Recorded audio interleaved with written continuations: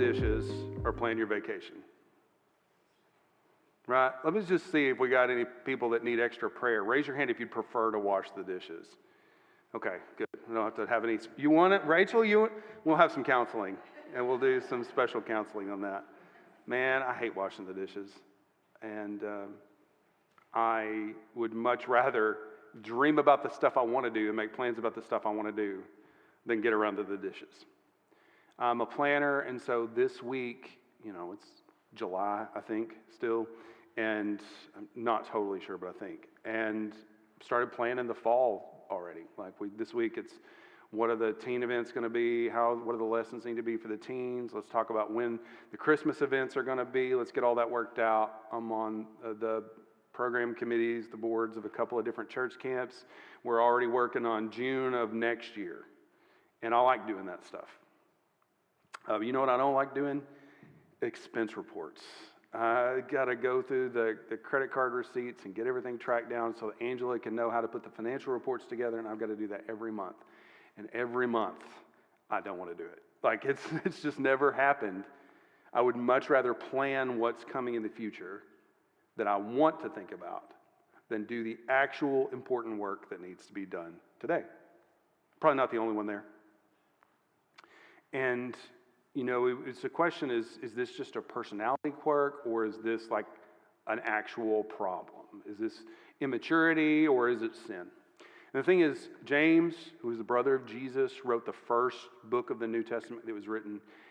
He was the pastor of the church at Jerusalem, and when the church at Jerusalem, the persecution came in and they all ran away, he wrote a letter to his flock that was being scattered everywhere. Really, really kind of his last pastoral ministry with these people who were being forced to leave Jerusalem. And he wrote about this idea. And you would think, why would this come up? Well, he spends a lot of time in James not talking about the gospel, not talking about how you come to know Jesus, but talking about how you live as a follower of Jesus.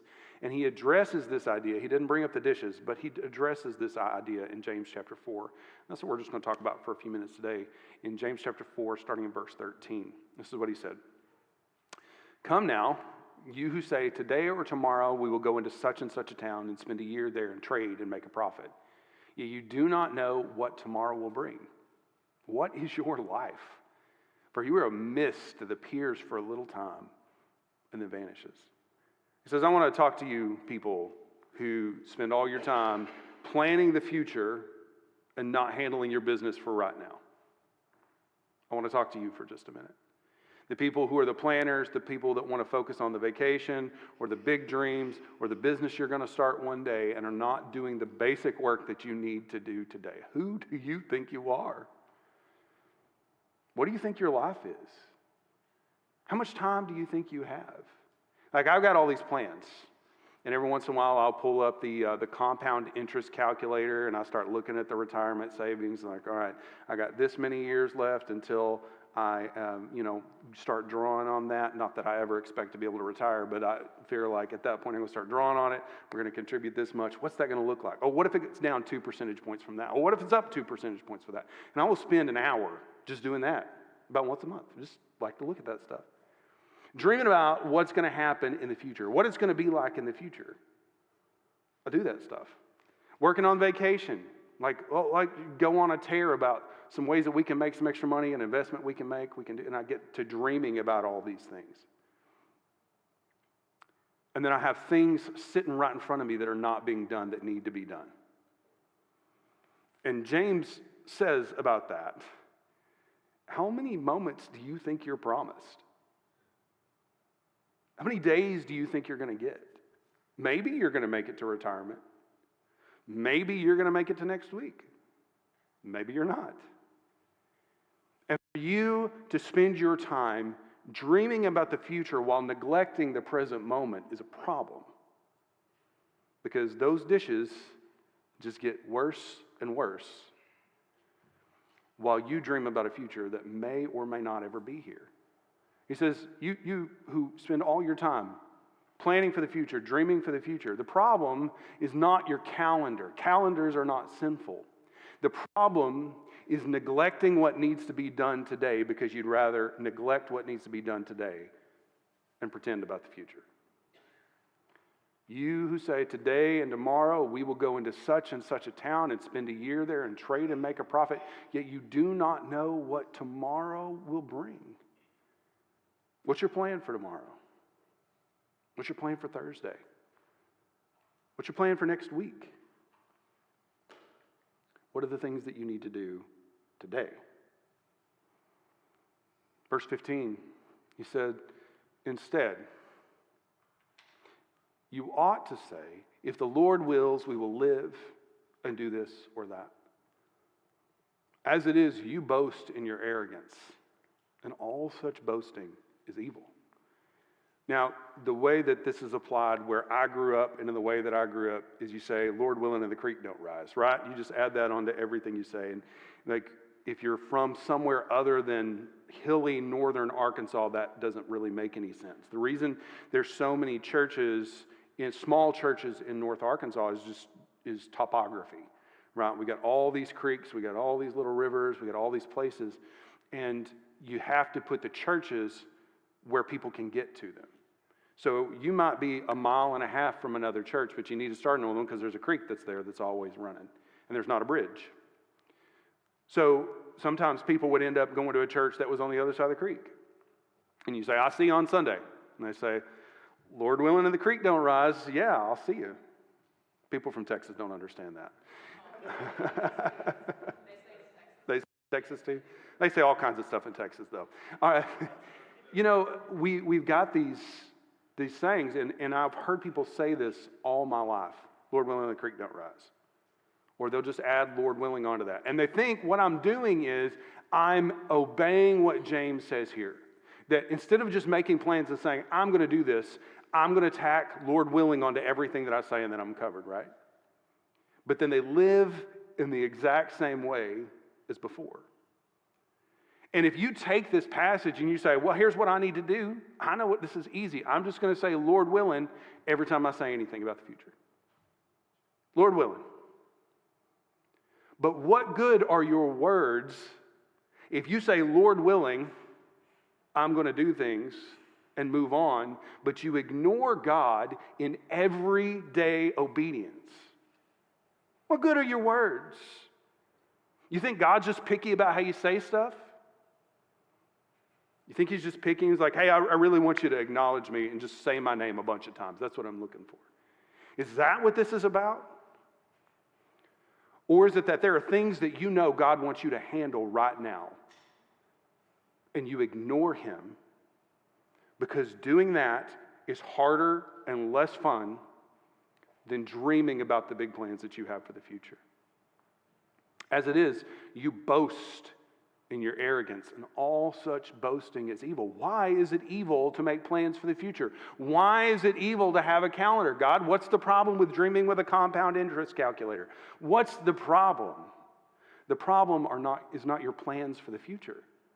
The problem is not having dreams about how things are going to be. The problem is not even just not saying Lord willing every time you make a statement. The problem is that you expect God to give you another 10, 20, 30, 40, 50 years. You expect him to pay you what you think you owed in life. And yet you are arrogant enough, and I'm arrogant enough to ignore him every day in the things that he calls us to do. The problem is not dreaming about the future. The problem is expecting God to give you a future while ignoring everything he tells you to do. My kids, if they come in and I say, hey, go clean your room, they obviously don't want to do that. Hey, you're on dishwasher this week. You're on washing the dishes this week. Hey, you're not to cook supper. And I say, hey, these are your things that you're supposed to do. And they choose not to them, and then they come to me and ask for things. What's that response going to be? Fortunately, God is much more gracious than I. But how long can we expect God to give us and give us and give us and give us all the things we need while ignoring him in the basic things he asks us to do every day? Lord willing. Like, guys, I don't care if you ever say Lord willing again. You can say it. It's what it specifically says to do. You can say Lord willing about everything you say. But if the only change that you make is the way that you say your plans, you have missed the point. There are things that God has asked you to do today. There are things that God has asked you to take care of today. And not just because He's picky, not just because He's controlling, but because there are things that you need to handle for your own good.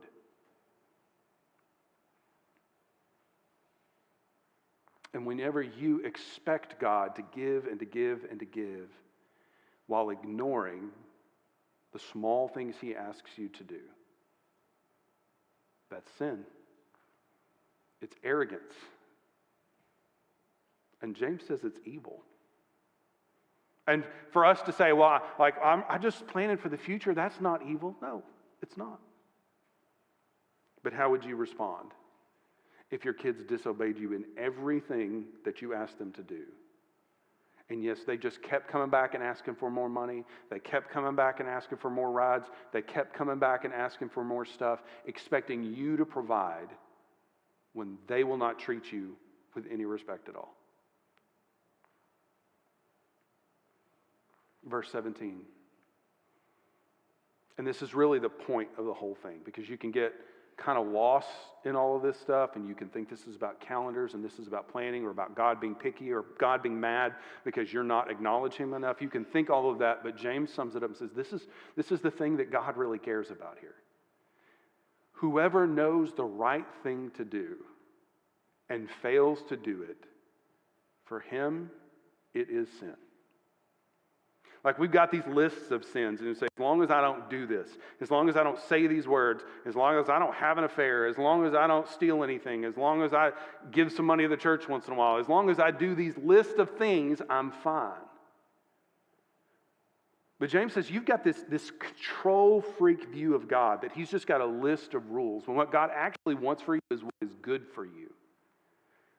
And when you choose to do what's bad for you, even though you know God has said this is what's good for you, then it's not just a sin of commission because you did this list, but it's a sin of omission because you chose not to do the thing you needed to do. This is what this is about. Not God demanding that you say His name every time you say a plan. But this is about God caring about you and knowing what's good for you, and you choosing to do something else. For that, it's sin. And maybe you don't care about sin, right? Maybe you just don't care. Maybe that's not a big deal to you. Like, you've been forgiven from sin. God's going to forgive you. Like, who cares? It's just a sin. It's not a big deal. But you misunderstand sin. The sin is not just the list of rules that God has for you. It's not just about doing things differently than God wants you to do them. But it's about being destructive to yourself. That the things that God calls sin are things that are destructive to us. I think about it this way a lot. I think about it as the oil change, right? And I've been told my whole life, sometimes 3,000 miles. Sometimes they say 5,000 miles. I looked it up on my truck the other day. It's like 7,500 for my truck. Well, what am I doing? Throwing my money away.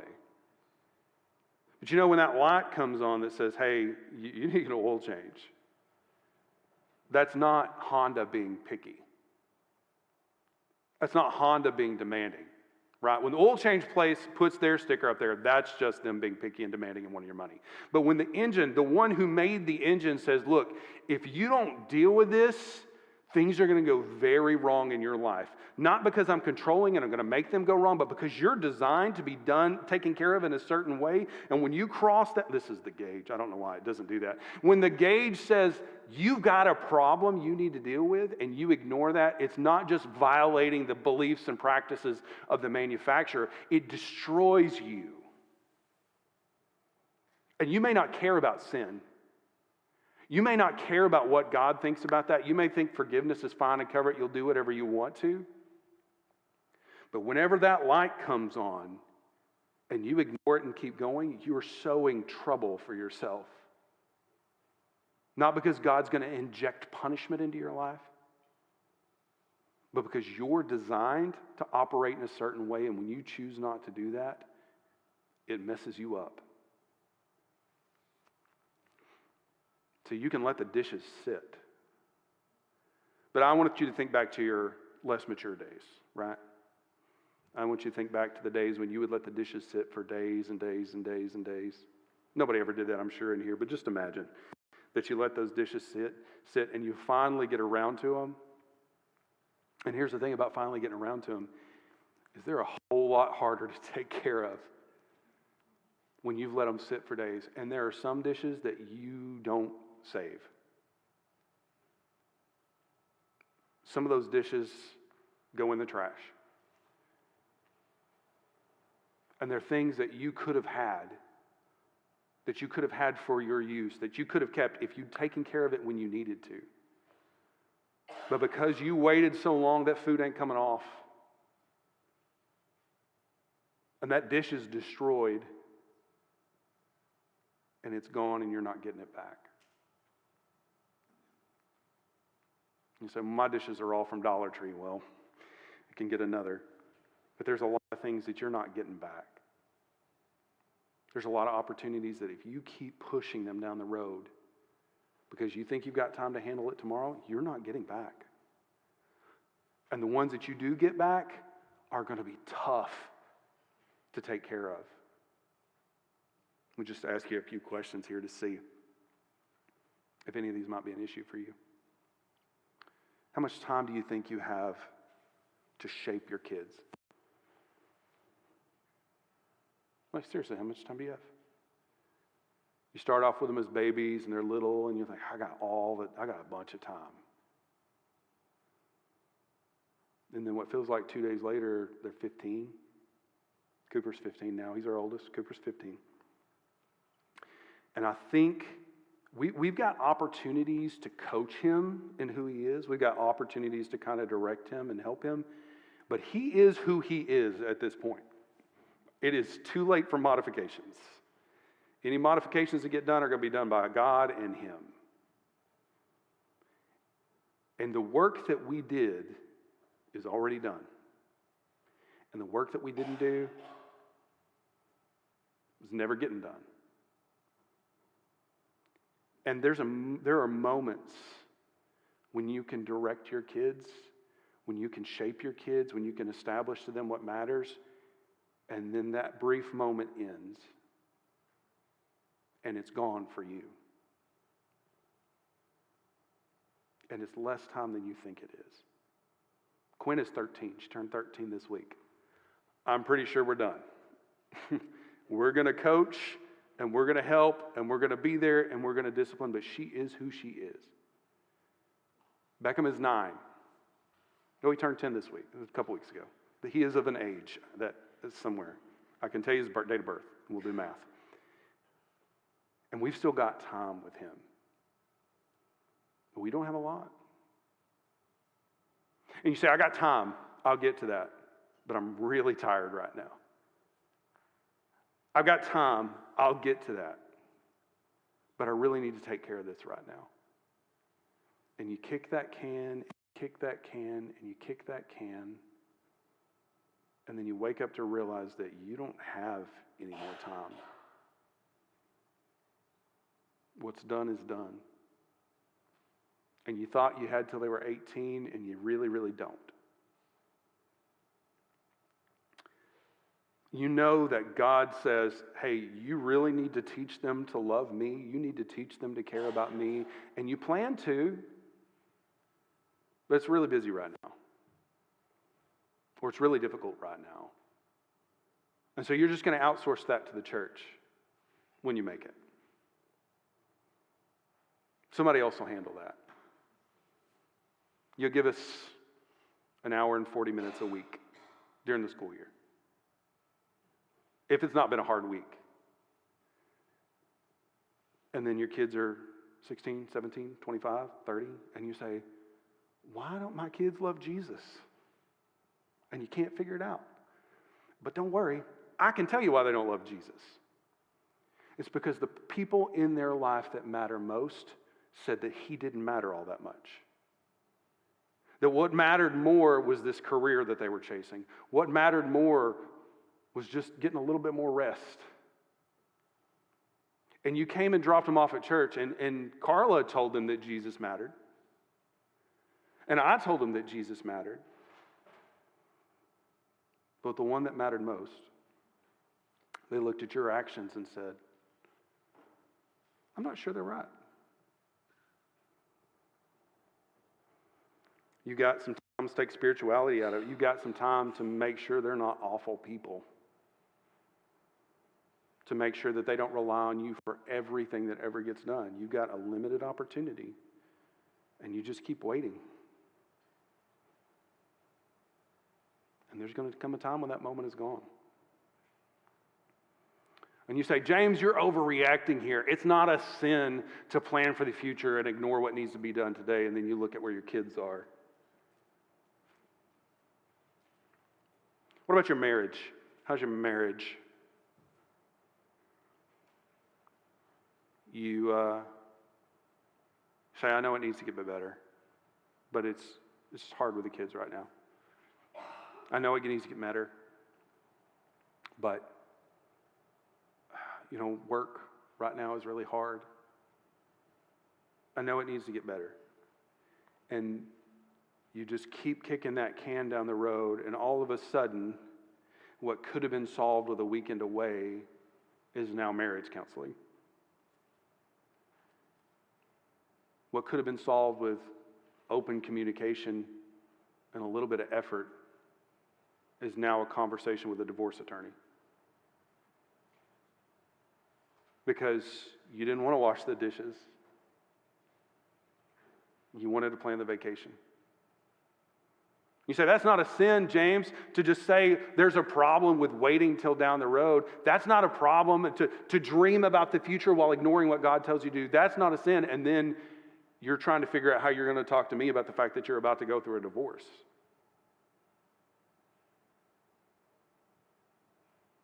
We can apply this to a bunch of stuff. We can apply it to your money. You got stuff that you need to know you need to do with your money. You know you need to get your spending under control. You know you need to make some decisions. You know you need to make some changes. But you'll get to it tomorrow. It's just been a hard week. We're just going to get a little treat today. I know we don't really have the money for it. I know it's not in the budget. Not that we've done one, but I know it's not there.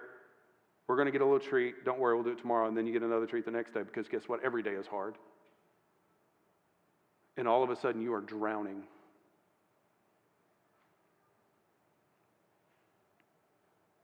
Maybe it's your job.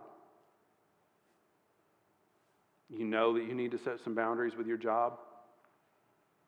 You know you need to make some changes with your job. But there's a project right now, and I'll get to it when this project is over, except the projects never stop. And now you look at the consequences in the rest of your life. And it's too late.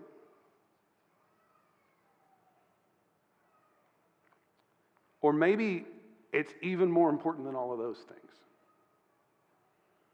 Maybe it's your eternity. Maybe you know that you've got a problem that you can't handle on your own.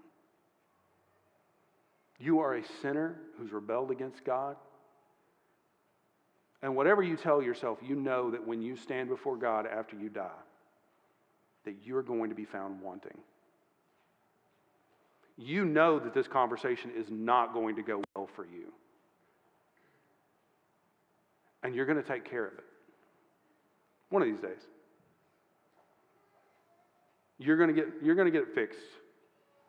One of these days. And you just keep kicking that can down the road. I wonder how many people woke up before God surprised because they thought they had plenty of time. Here's the situation that you're in, according to Jesus. There is no way to come to the Father but through Him. There's no way to get to God except through Him. You are separated from God because of your sin. So am I. And what Jesus came to do was to make a way for us to be reconciled with Him. And he offered his own life to make that possible because your sin is going to lead to your death. But Jesus offers to step in and take your punishment for you and offer resurrection for you. The only way for you to get that is for you to realize that you are a sinful person. And the consequences of your sin are eternal death in hell. Why? Because God's cruel? Why? Because God's mean about stuff and he wanted you to do it your way, and if you happen to disagree with him, he punishes you? No. Because he is God and he has said, this is the way that you make things right with me, and you are free to choose not to do that. But if you choose not to do that, don't expect me to step in and be your God and fix things for you when you have rejected me as God over and over and over and over. The first gift that God gave us was life, and the second one he gave us was freedom to choose. And he's not going to force you into this, but he will stick with whatever you decide. And if you decide, hey, I'm not going to handle this because I'm really enjoying the way my life is going, I'm not going to handle this because I know there's going to put some restrictions on me, I'm not going to do this because I don't have time for that right now, I'll get to it later, and you stand before God, you may find out that that dish can't be saved. You may find out that that Tupperware ain't coming back. And on that day, you will remember that preacher said you needed to wash your dishes today. And you said one more time, I'll get to it. I'll get to it. I know. I'll get to it. Just not right now. Guys, there are some things that you get lots of opportunities to do. And there are some things that you get very, very few. And especially as we're here wrapping up Camp Rock, and I'm so glad that you trusted us with your kids. I'm so glad you gave us that opportunity. I want you to know that we're going to do the best that we can with your kids in the time that you give us. We work really hard to make sure they understand the Bible, to make sure they understand who Jesus is, to make sure how things can be made. We work really hard at that, harder than you know. I'm not talking about the hour and 40 minutes that we get with kids between Sunday and Wednesday. That's not what I'm talking about. I'm talking about meetings throughout the year and hours by teachers spending writing material and me spending a ton of time editing things and me offering to help. And we put a ton of time into your kids, but it is not my responsibility to make sure your kids know Jesus. It's yours. It's my job to help you. It's not my job to parent anybody's kids but my own, but it's my job to help you. And if you outsource all of this to us, we'll try. But the people that matter most, the people that influence them the most, the people that will make the biggest impact on them is you. People and R, I got my singulars and plurals mixed up there, but they're the ones that matter most. And it doesn't matter what I say to them if everything you do says something different. I want your marriage to be happy and successful. I want your marriage to thrive and be a demonstration of the gospel and be something that your children long to have. And I will help you in any way that I can. But I can't fix it for you. Can't. You can't pay me to. You can't sign anything over. You have to do this. And the longer you wait, the harder it will be. And guys, if I could force you to accept Jesus, I'm not sure that I would. But I can beg you to.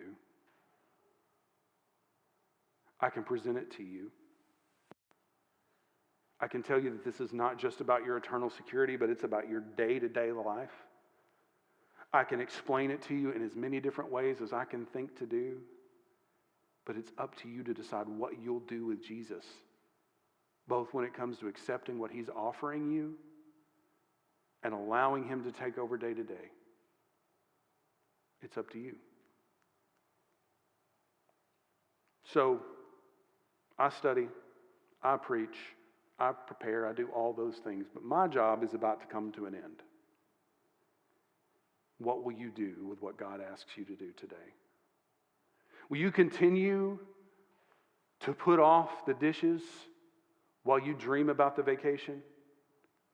Will you continue to put off what you know needs to be done while you dream about what you're going to do one day? Will you continue to offer God your words and say, Lord willing? Or will you honor him in what he calls you to do today so that you actually have the opportunity to do the things you dream about in the future? You get to decide. What will you decide? Stand with me, please. Our Heavenly Father, we come before you right now, and I'm so grateful to hear these words of James, that your brother 2,000 years ago, who rejected you, who did not recognize you as Messiah while you were here, but came to recognize who you are after the resurrection, Lord, and spent his life following you and serving you. Lord, I look at his example and I'm so grateful for it, because when I look at these things, I am not 100% confident I would have gotten it right either, because I don't get it right every day. But James, who initially rejected you, came to recognize who you were and accept the gift of salvation that you offered. And I ask, Lord, that we would be like James. For those people in the room who don't know you, who are far from you, who have ignored you, Lord, that they would recognize who you are and what you want to do in their lives, and they would accept that. They would cry out to you for forgiveness and rescue and be saved. But for the people in the room who have already accepted that, who honor you with their words, but not with their obedience, who are like me and prefer to dream about the future rather than dealing with what needs to be done today, Lord, I ask for forgiveness and I ask for help.